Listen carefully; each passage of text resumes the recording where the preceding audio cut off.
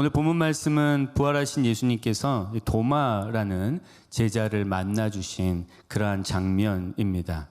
오늘 본문 24절과 25절에 의하면 이 12제자 중 하나로서 디두모는 헬라어로 쌍둥이라는 말인데, 이 쌍둥이라고 불리는 이 도마는 부활하신 예수님께서 제자들에게 오셨을 때 그들과 함께 있지 않았습니다. 즉 부활하신 예수님께서 그 부활하신 그날 저녁 제자들에게 오셔서 그들에게 하나님의 샬롬, 그 하나님의 평강을 주시면서 그분의 손과 옆구리를 보여주심으로 그들의 두려움을 기쁨으로 바꾸어 주셨을 때 도마는 그 자리에 없었다는 거예요. 그러니까 바로 우리가 지난 주일에 들었던 말씀이죠.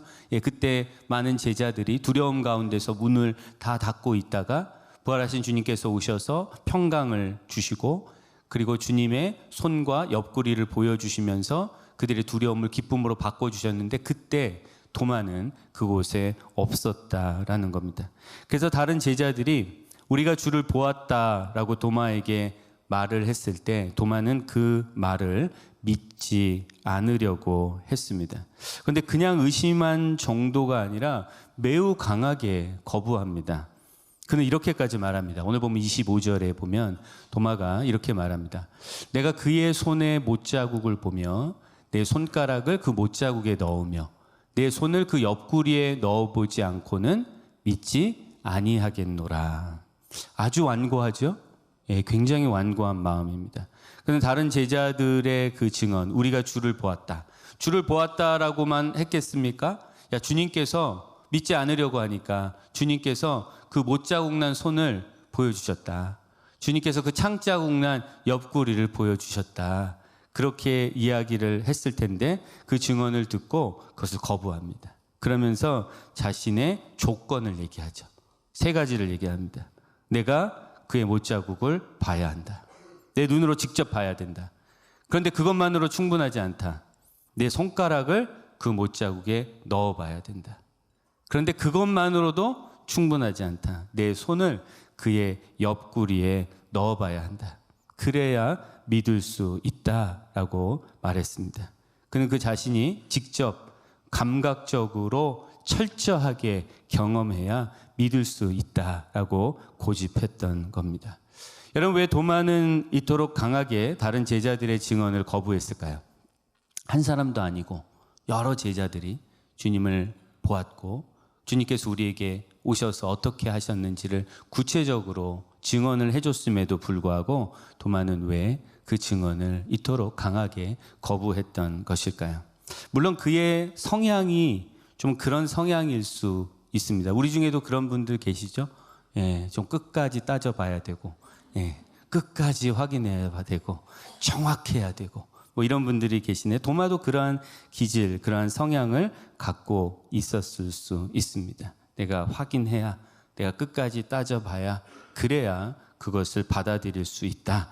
그렇게 생각하는 그러한 경향을 가지고 있었을 수 있습니다. 그러나 다른 한편으로 그의 절망과 상처가 너무 컸기 때문에 그랬을 수도 있습니다.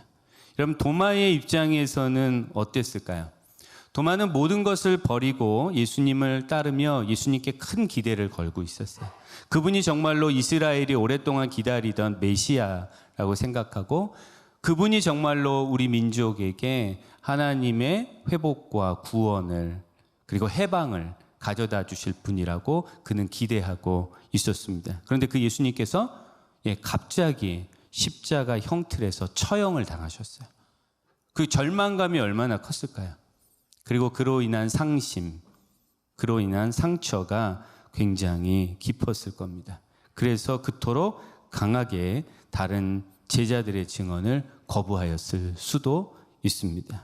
여러분, 우리도 인생을 살면서 큰 절망과 깊은 상처를 경험할 때가 있죠? 그러면 어떻게 됩니까? 마음이 완고해지죠. 그리고 사람이 조금 냉소적으로 변하게 됩니다. 그래서 그러한 경험을, 그러한 상황을 도마가 겪고 있었을 수 있습니다. 그런데 여러분, 우리가 인생 가운데서 그렇게 절망으로, 상처로 우리의 마음이 완고해지고 또 우리가 냉담해질 때 우리 주님께서는 우리를 그냥 두시나요? 예, 우리를 그냥 두시지 않으시고 우리에게 찾아와 주십니다. 그래서 오늘 본문 말씀에도 보면 부활하신 주님께서 도마를 찾아오십니다. 오늘 본문 26절과 27절에 의하면 그때로부터 여드레 곧 8일이 지나서 제자들이 다시 집 안에 있을 때에 이번에는 도마도 제자들과 함께 있었고 문들이 닫혔는데 예수님께서 다시 그들에게 오셔서 너희에게 평강이 있을지어다 라고 말씀하십니다. 제자들에게 다시 한번 하나님의 샬롬을, 하나님의 평강을 주시면서 그리고 도마에게 예수님께서 이렇게 말씀하십니다. 오늘 본문 27절에 있는 주님의 말씀 우리 같이 한번 한 목소리로 읽겠습니다. 내 손가락을 이리 내밀어 내 손을 보고 내 손을 내밀어 내 옆구리에 넣어보라. 그리하여 믿음 없는 자가 되지 말고 믿는 자가 되라. 아멘. 여러분, 예수님께서는 앞서 도마가 내세운 조건을 비판하거나 꾸짖거나 책망하지 않으시고 그것을 그대로 받아들여 주십니다. 그래서 그에게 그래 너가 말한 대로 네 손가락을 내 못자국에 넣어봐라.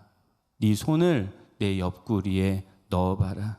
그리하여서 믿음 없는 자가 되지 말고 믿는 자가 되라. 그 주님께서 도마에게 말씀해 주셨습니다. 여러분, 도마의 입장에서 예수님의 이 말씀이 어떻게 들렸을까요? 부활하신 주님께서 자신에게 찾아와 주신 것만 해도 자신은 믿지 않겠다라고 그렇게 완강하게 다른 제자들의 증언을 거부하고 있는데 그 주님께서 자신에게 찾아와 주셔서 만나 주신 것만으로도 놀라운데 그 주님께서 자신의 마음을 다 알고 계신 거예요. 자신이 했던 말을 주님께서 다 듣고 계셨던 겁니다. 그리고 그것을 그대로 받아주셨어요. 그것을 다 알고 계시면 너 어떻게 그럴 수 있느냐, 그렇게까지 믿지 않으려고 하느냐, 이렇게 책망하실 수도 있을 텐데 주님 그러지 않으시고 그가 이야기했던 그 조건들 다 받아주십니다. 그리고 너의 마음을 내가 다 알고 있다. 그리고 너가 말한 건 내가 다 알고 있다. 주님 그렇게 받아주셨습니다. 도마는 큰 충격과 감동에 휩싸이게 되었을 겁니다. 그래서 그는 이렇게 고백합니다. 28절에 있는 도마의 고백, 우리 한 목소리로 읽겠습니다. 나의 주님이시오 나의 하나님이시니이다. 나의 주님이시오 나의 하나님이시니이다. 그렇게 완강하게 나는 믿지 않겠다라고 했던 도마가 하나님, 우리 주님 앞에서 나의 주님이시오 나의 하나님이시니이다 라는 놀라운 고백을 드리게 됩니다. 여러분, 도마의 이 신앙 고백은 요한복음 전체에서 가장 강력한 신앙 고백이라고 말할 수 있습니다. 도마는 단순히 예수 그리스도의 부활을 인정한 것이 아니고 예수 그리스도의 하나님 되심, 그러니까 그분의 신성을 고백했습니다. 하나님이시다 라고 놀라운 고백을 하게 된 겁니다. 그래서 여러 성서학자들이 도마의 이 신앙 고백이 요한복음 1장 1절에 있는 말씀, 태초에 말씀이 계시니라, 이 말씀이 하나님과 함께 계셨으니 이 말씀은 곧 하나님이시니라 라는 말씀과 짝을 이루고 있다고 말합니다. 그러니까 요한이 하나님의 말씀을, 요한복음을 기록하면서 가장 먼저 이야기했던 태초에 계셨던 말씀, 성자 하나님, 그분이 바로 하나님이시다. 그런데 도마가 육신을 입고 오신 예수 그리스도께서 이제 십자가에서 죽으신 이후에 부활하시고 그 부활하신 주님을 만난 이후에 그분에게 뭐라고 고백했습니까? 나의 주님이시고 나의 하나님이십니다 라는 놀라운 고백을 하게 되었던 거죠. 여러분, 어떻게 도마는 이렇게 극적으로 변화될 수 있었을까요? 다른 제자들의 증언을 거부하면서 철저하게 감각적 경험을 요구하였던 도마가 어떻게 부활하신 주님을 만나고 즉시 그분께 나의 주님이시오 나의 하나님이시니이다 라는 놀라운 신앙 고백을 할 수 있었을까요? 사실 다른 제자들은 이번에 주님을 두 번째 만나는 거죠. 그런데 그 어떤 제자도 주님 앞에 이런 고백을 드리지 못했는데 도마가 믿지 않겠다고 했던, 내가 확인해 봐야만 믿을 수 있다고 했던 도마가 이 놀라운 신앙 고백을 드렸던 겁니다. 여러분, 흥미로운 것은 오늘 본문 말씀에 보면 도마는 예수님의 그 못자국 난 손에 손가락을 넣어 보았습니까? 예수님의 그 창자국 난 옆구리에 자신의 손을 넣어 보았습니까? 그런 기록은 없죠. 아마 넣어 보지 않은 것 같아요. 그런데도 주님을 향해서 나의 주님이시고 나의 하나님이시다 라는 놀라운 고백을 드렸던 겁니다. 여러분, 무엇이 그토록 완고했던 도마를 위대한 신앙 고백의 사람으로 변화시켰을까요? 그것은 바로 부활하신 주님과의 인격적인 만남입니다. 부활하신 주님과의 인격적인 만남이 그를 완전히 변화시키셨습니다. 여러분, 인격적인 만남이 무엇입니까? 우리가 교회를 다니다 보면 하나님을 인격적으로 만나야 된다, 예수님을 인격적으로 만나야 된다라는 이야기를 많이 듣는데, 인격적인 만남이 무엇입니까? 그냥 만남과 인격적인 만남의 차이가 무엇입니까? 오늘 본문 말씀에 의하면 예수님은 도마를 어떻게 인격적으로 만나 주십니까? 어떻게 만나 주시죠? 도마의 모습 그대로 만나 주십니다. 믿음을 위해서 그가 내세운 조건을 우리 주님께서 그대로 다 수용해 주십니다. 부활하신 주님은 도마의 마음을 다 알고 계셨고, 그리고 그의 절망과 상처, 그리고 그로 인한 그의 마음의 완고함까지도 다 아셨을 뿐만 아니라 그걸 다 받아 주십니다. 그 모습 그대로 받아 주시고, 그가 얘기했던 조건, 그래 그렇게 해보자. 너의 손가락을 내 못자국에 넣어보자. 너의 손을 내 옆구리에 넣어보자. 그래서 믿음 없는 자가 되지 말고 믿는 자가 우리 되자. 그렇게 주님께서 그를 받아주셨습니다. 여러분, 이것이 인격적인 만남이에요. 내 마음을 아시고 내 마음을 받아주시는, 그것이 바로 인격적인 만남입니다. 여러분, 우리는 삶의 자리에서 많은 사람들을 만납니다. 그러나 인격적인 만남을 경험하기는 쉽지 않죠. 모든 사람들이 나의 부족함을, 나의 연약함을 지적하고 나를 바꾸려고 합니다. 자신들이 가지고 있는 어떤 기준에 부합하면 나를 좋아해주고 나를 받아주는데, 그렇지 않으면 나를 받아주지 않습니다. 나를 잘못됐다고 얘기하고 바꿔야 된다고 이야기를 하고, 그래야 용납해 줄 수 있다고 이야기를 합니다. 그래서 우리는 많은 사람들에게 둘러싸여 있어도 여전히 외롭고 여전히 채워지지 않는 그 마음으로 탄식하게 됩니다. 그러나 우리 주님은 다르십니다. 우리 주님은 우리를 있는 그대로 받아주십니다. 우리 주님은 우리의 마음을 아십니다. 우리 주님은 우리의 절망을 아시고 우리의 상처를 아시고 우리의 고통을 다 아시고 우리의 그 모든 것을 받아들여 주시는 주님이신 줄로 믿습니다. 그래서 그 주님과의 인격적인 만남이 도마를 변화시켰고 또한 우리를 변화시키십니다. 우리가 사실 그런 자들 아닙니까? 우리 주님과의 인격적인 만남을 통해서 지금 이 믿음의 자리를 걸어가고 있는 그러한 은혜를 우리가 받은 자들인 줄로 믿습니다. 그래서 그 주님과의 인격적인 만남을 경험했기 때문에 도마도 인격적으로 반응을 하죠. 여러분, 도마가 예수님께 뭐라고 고백을 했습니까? 나의 주님이시오 나의 하나님이시니다 라고 고백했습니다. 당신은 주님이십니다. 당신은 하나님이십니다 라고 고백하지 않고요, 당신은 나의 주님이십니다. 당신은 나의 하나님이십니다. 인격적으로 주님을 만나서 인격적인 신앙 고백을 주님 앞에 드린 겁니다. 여러분, 이 도마의 신앙의 고백이 저와 여러분의 신앙의 고백이 되기를 간절히 소원합니다. 오늘 이 시간에 하나님, 우리 주님, 나의 주님이십니다. 주님, 나의 하나님이십니다 라는 진정한 고백을 올려드릴 수 있기를 간절히 소망합니다. 그런데 오늘 본문 29절에서 예수님께서는 도마에게 이렇게 말씀하십니다. 29절에 있는 말씀입니다. 너는 나를 본고로 믿느냐? 보지 못하고 믿는 자들은 복되도다. 주님께서 이 말씀을 하십니다. 주님의 이 말씀은 우리와 같은 미래의 제자들을 위한 말씀입니다. 여러분, 우리는 도마와 같이 부활하신 주님을 직접 눈으로 보지 못합니다. 우리는 기록된 하나님의 말씀을 통해서, 그리고 부활하신 주님을 직접 눈으로 본 사도들의 증언을 통해서, 그리고 성령의 감동을 통해서 주님을 믿어야 합니다. 그런데 예수님께서는 그렇게 눈으로 보지 못하고 믿는 우리가 복되다라고 말씀해 주십니다. 우리가 복이 있는 자들이다. 우리의 믿음이 복되다라고 말씀해 주십니다. 여러분, 왜 그럴까요? 왜 우리의 믿음이 복된 것일까요? 여러분, 믿음이란 본질적으로 눈으로 보고, 즉 어떤 감각적으로 확인하고 믿는 것이 아니죠. 그건 이미 믿음이 아니죠.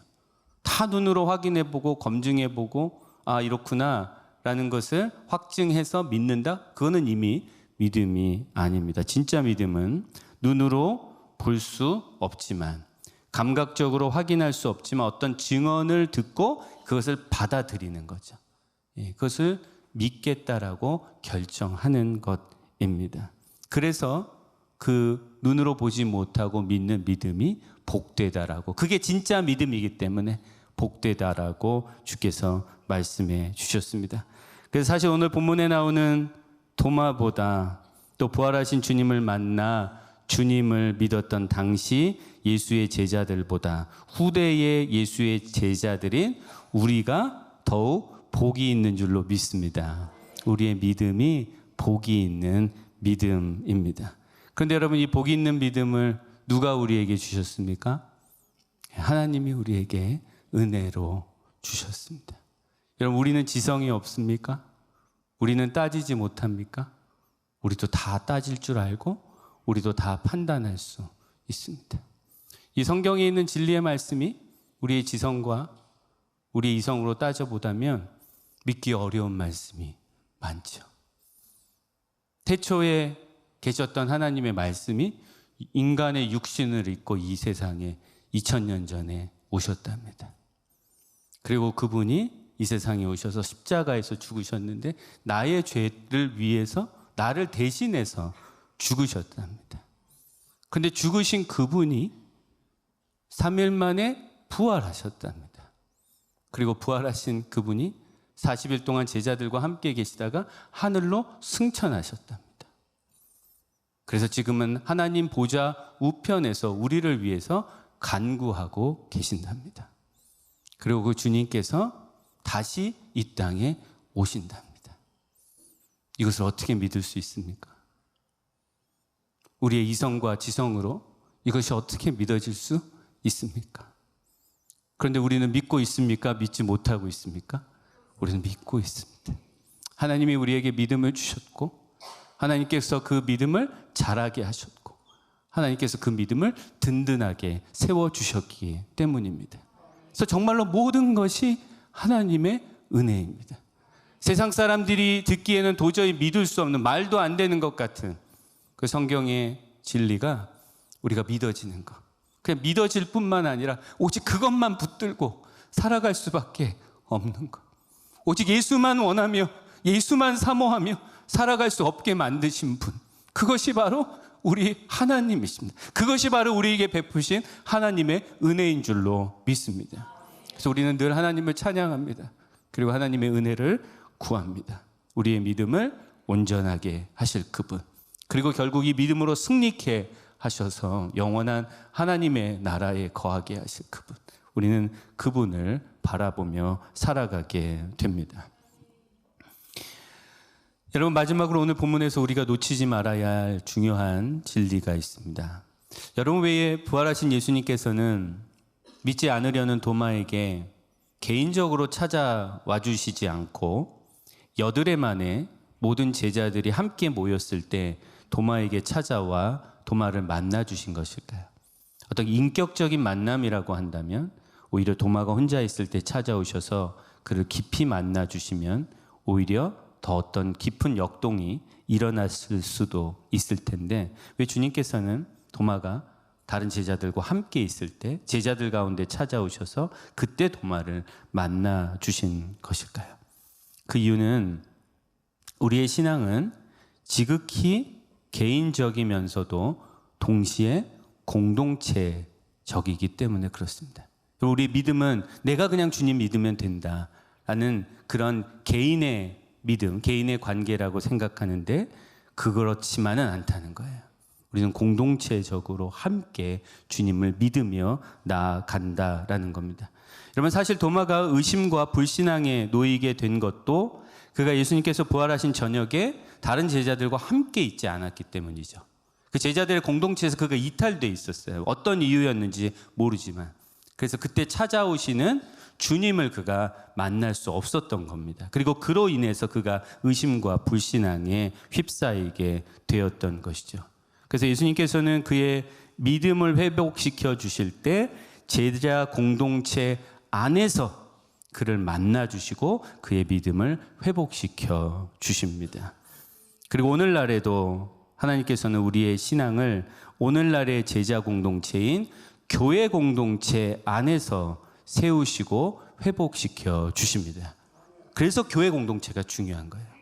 교회 공동체가 중요한 이유가 그렇습니다. 하나님께서는 오늘날에도 이 교회 공동체, 예수 그리스도의 몸된 제자 공동체인 교회 공동체 안에서 우리의 믿음을 세워주시고 우리의 믿음을 회복시켜 주십니다. 오늘날 한국 기독교 신자들 중에는 가나안 성도가 많이 있다고 하죠. 가나안 성도 들어보셨을 겁니다. 가나안 성도가 어떤 성도입니까? 가나안을 거꾸로 하면은 어떻게 되죠? 안 나가가 되죠. 안 나가. 어디 안 나가? 교회는 안 나가. 네. 난 예수님은 믿는데 교회는 안 나가. 이러한 성도가 많아졌다고 해요. 계속 많아진다고 합니다. 그거는 하나님의 뜻도 아니고 나의 믿음을 지키고 견고하게 하는 방법도 아닙니다. 왜 그렇죠? 하나님께서는 예수 그리스도의 몸된 교회 공동체를 통해서 우리 각 사람의 믿음을 세우시고 견고하게 하시기 때문입니다. 여러분 믿으십니까? 제가 교회를 섬기는 목사여서 이야기를 하는 게 아니에요. 진리입니다. 하나님은 이 땅에 세우신 주님의 몸된 공동체를 통해서 우리의 믿음을 세워주십니다. 우리를 회복시켜 주시고 우리를 견고하게 하십니다. 그래서 교회에서 실망했다고 해서 그 교회를 떠나버린다? 그래서 혼자 어떻게 해보겠다? 이것은 정말로 어리석은 일입니다. 그건 진리 안에 거하는 것이 아닙니다. 어떻게 해야 될까요? 교회가 실망이 되면 어떻게 해야 될까요? 교회를 위해서 무릎 꿇어야죠. 교회를 위해서 기도해야죠. 부족한 목사님을 위해서, 부족한 장로님을 위해서, 부족한 성도님들을 위해서 기도해야죠. 내가 그 교회의 중보자로 서겠다라고 결단해야죠. 그렇게 주님 앞에 몸부림치며 교회를 붙잡고 교회를 위해서 하나님 앞에 기도하며 나아가게 될 때 하나님께서 주님의 몸된 교회를 온전히 회복시켜 주시고 그 교회에 속한 지체인 우리들 한 사람 한 사람의 믿음을 새롭게 하여 주실 줄로 믿습니다. 그래서 여러분 중에 행여라도 가나안 성도 뭐 이런 거 생각하시는 어리석은 분 없기를 바랍니다. 정말로 이 공동체 안에서 내가 이 교회 공동체에 속한 한 지체임을 깨닫고 정말로 마음에 어려운 부분들이 있다면 더 주님 앞에 간절히 기도하고 또 믿음 안에서 성도들 서로 사랑하고 서로 권면하고 그리고 인내하는 거죠. 그럼 우리의 신앙이 인내 아닙니까? 결국 견뎌내는 거죠. 하나님의 약속 붙잡고 하나님께서 이곳을 주님의 몸된 교회라고 하시니까 주님께서 이곳이 바로 그리스도의 순결한 신부라고 말씀하셨으니까 주님이 그 말씀을 이루십니까? 안 이루십니까? 이루시죠. 그 과정 가운데서는 정말로 힘든 부분들이 있을 수 있죠. 하지만 그 주님의 약속을 믿고 인내하며 나아가는 것, 그것이 바로 하나님께서 우리에게 기뻐하시는 놀라운 역사일 줄로 믿습니다. 그 진리를 깨닫고 정말로 교회 공동체 안에서 우리의 믿음이 회복되고 우리의 믿음이 온전하게 세워져가는 놀라운 역사가 일어나기를 우리 주님의 이름으로 간절히 축원합니다.